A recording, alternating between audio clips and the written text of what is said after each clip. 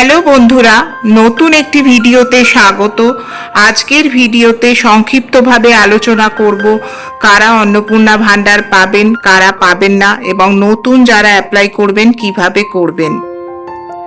মাননীয় পুর ও নারী শিশু কল্যাণ মন্ত্রী অগ্নিমিত্রা পাল জানিয়েছেন, যারা এতদিন লক্ষ্মীর ভাণ্ডার পেয়ে আসছিলেন তারাই অন্নপূর্ণার ভাণ্ডার পাবেন। অর্থাৎ 1 জুন থেকে তাদের অ্যাকাউন্টে 3,000 টাকা করে আসবে। এবার অন্নপূর্ণার ভাণ্ডার কারা পাবেন না জেনে নিন। যাদের SIR এ নাম কাটা গেছে তারা অন্নপূর্ণার ভাণ্ডার পাবেন না। যারা আমাদের দেশের নাগরিক নন, অন্য দেশের নাগরিক, তারা এই অন্নপূর্ণার ভাণ্ডারটি পাবেন না এবং যারা মৃত ব্যক্তি তারাও অন্নপূর্ণার ভাণ্ডারটি পাবেন না।